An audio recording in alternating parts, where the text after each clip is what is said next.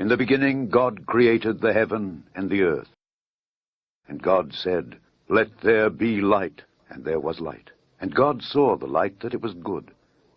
And God said, "Let the earth bring forth grass, the herb yielding seed, and the fruit tree yielding fruit after his kind, whose seed is in itself upon the earth." And it was so. And the earth brought forth grass, and herb yielding seed after his kind, and the tree yielding fruit, whose seed was in itself after his kind. And God saw that it was good. And God said, "Let the waters bring forth abundantly the moving creature that hath life, and fowl that may fly above the earth in the open firmament of heaven." And God saw that it was good. And God blessed them, saying, "Be fruitful and multiply, and fill the waters in the seas, and let fowl multiply in the earth." And God said, "Let the earth bring forth the living creature after his kind, cattle and creeping thing, and beast of the earth after his kind." And it was so. And God said, "Let us make man in our image, after our likeness, and let them have dominion over the fish of the sea, and over the fowl of the air, and over the cattle, and over all the earth, and over every creeping thing that creepeth upon the earth." So God created man in his own image. In the image of God created he him. Male and female created he them. And God blessed them, and God said unto them, "Be fruitful, and multiply, and replenish the earth, and subdue it, and have dominion over the fish of the sea, and over the fowl of the air, and over every living thing that moveth upon the earth." And God said, and God said, and God said, and God said, and God said, and God said, and it was so. And God saw everything that he had made, and behold, it was very good.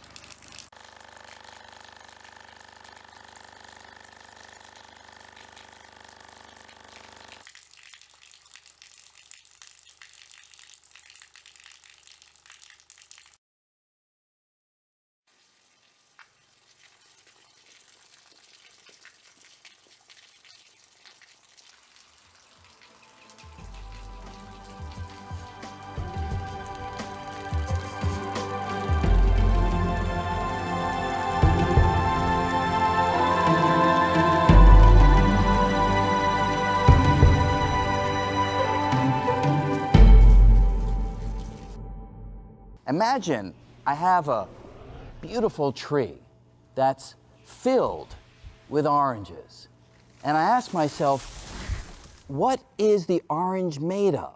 How do I answer that question? Well, I want to look deeply inside the orange, so I magnify it. And I magnify it again, and if I keep on doing it, deep inside, sooner or later, I begin to see molecules come into view.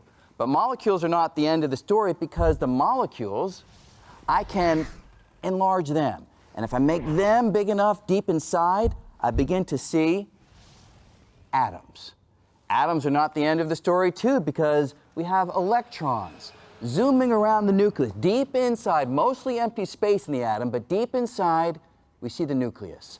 So if I grab that and magnify it, I see that the nucleus is itself made of particles, neutrons and protons. And if I grab one of the neutrons and magnify it, I find yet further particles, little tiny quarks inside.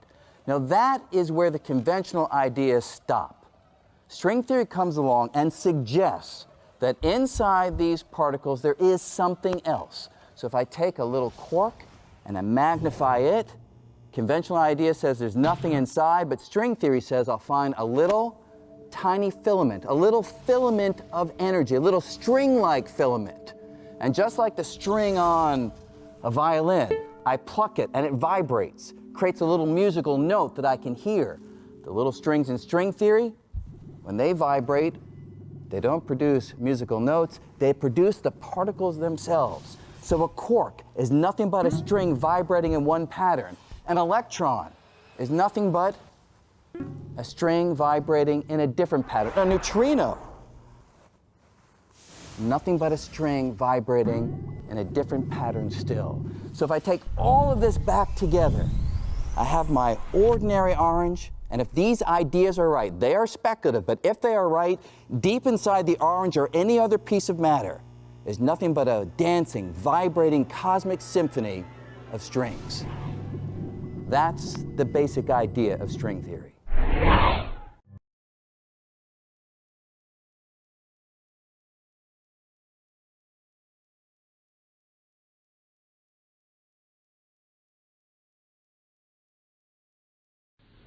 In the beginning was the Word, and the Word was with God, and the Word was God.